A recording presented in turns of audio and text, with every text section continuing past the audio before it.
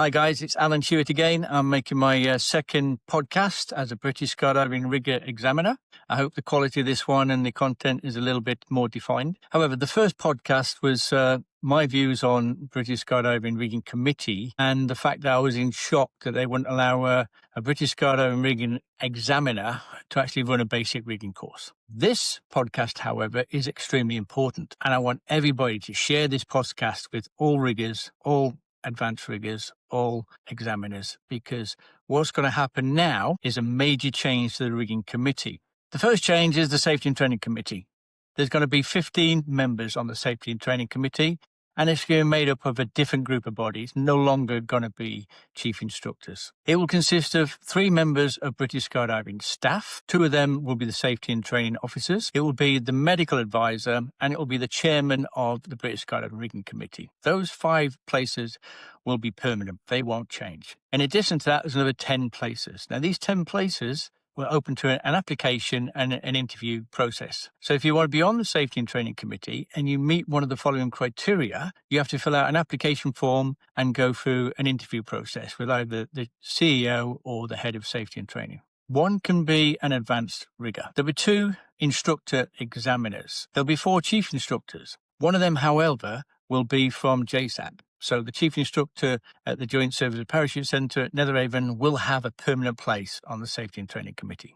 There will be a pilot or pilot examiner. There will be a display team leader. Anyway, I'm not here to talk about the Safety and Training Committee. I'm here to talk about how it affects the riggers, the rigging system, and the rigging committee. One of the slight changes that the head of safety and training mentioned was that parachute riggers will no longer have a vote at the rigging committee. Another slight change is the chairman of the rigging committee will no longer be on a 12-month basis. It will be a 3-year basis. Whoever the chairman of the riggers committee is will be decided by the safety and training committee. Again, riggers will not have a say who the chairman of the rigging committee is. Now, these 2 decisions, with parachute riggers not voting and the chairman of the rigging committee being on the STC for 3 years, has never been brought to the rigging committee for discussion. No comments. They just turned up in November and said this is going to happen. And on January, the new terms of reference will be presented, and that will be the new system. To me, this shows a 100% lack of respect towards the riggers yet again. What British Skydiving doesn't seem to understand is that every document in the rigging system, every training syllabus, everything that's ever been done from examiner all the way down to advanced packer has been organised by volunteers, not members of British Skydiving, but by volunteers who spent thousands of hours, a lot of their own money and time to create and develop the system we have. And still, British Skydiving doesn't show any respect to the riggers committee. They don't want to know our opinion. They've already made the decision. Now, the parachute riggers, who no longer get a vote, however, will become a special interest group, which means once the rigging committee has made a decision, that information will go out to parachute riggers. Parachute riggers can then get together and discuss that proposal, as I say, that's going to change the operation manual. The special interest group, the parachute riggers, can then go back to the rigging committee and say, we agree with that or we don't agree with that. The rigging committee can then make a decision and put it to the safety and training committee for ratification. That whole process, to me, is absolutely bonkers. Again, I don't understand it. I mean, taking away the voting rights of parachute riggers, okay, that would be fairly simple. You just say parachute riggers no longer vote. They can still come to the meeting, they can still give their insight, and we can still debate everything at the riggers committee. But now they've set it up as a special interest group. What's really going to happen is they get together, or if they get together, they will then, I presumably, supply some minutes back to the riggers committee. The riggers committee will look at the notes from the parachute riggers, and then they will decide on their validity. We will not have been involved in their discussion period. So why can't they remain within the rigging committee? So at least they can hear firsthand what the examiners and the advanced riggers are talking about. And likewise, we can hear what parachute riggers are talking about.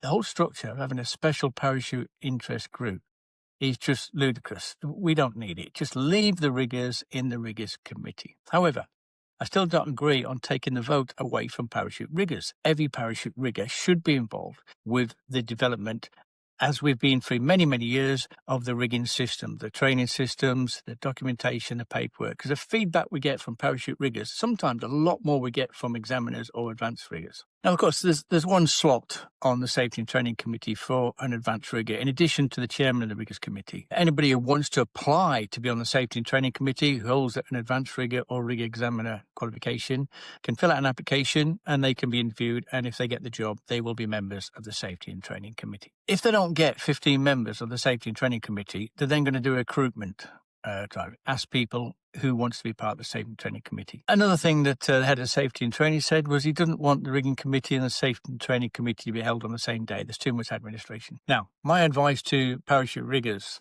and indeed examiners and advanced riggers who agree with this, is that you should turn up at the next meeting in January. When the head of training puts the new terms of reference forward for voting, everyone should vote against it. We don't agree with this decision. We want riggers to stay as a rigging committee, including the parachute riggers. Let's see if that makes a difference. Now, if you don't agree with me, obviously you can outvote that. But I think this is the last opportunity for parachute riggers to make their vote count, to say they are interested in staying in the rigging committee and they don't want a special parachute interest group.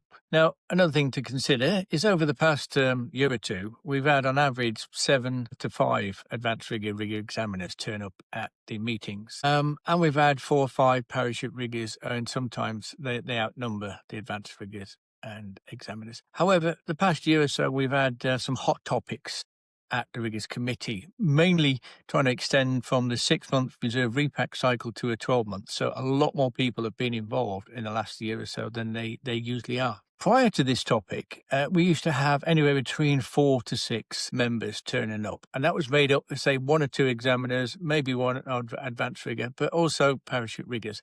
There's at the times when you've got 1 examiner or advanced rigger and 3 parachute riggers to make the quorum. Quite often, there's been 4 people at a riggers meeting. So how will that affect the things in the future if we have parachute riggers not involved? Will we not have a quorum? We have to cancel a meeting? Highly possible in some cases. However, we should also consider the fact that we used to have 6 meetings a year to deal with all the requests going to the Riggers Committee.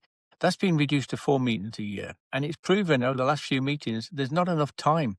You have to rush things through the committee. The last meeting was so manic, it was unbelievable. We had so many things to get through in such a short space of time. The chairman was trying to rush things to get it through. The head of Safety and Training was trying to speed things up so he could get away to the Safety and Training Committee. And basically, there wasn't time to discuss what we needed to discuss.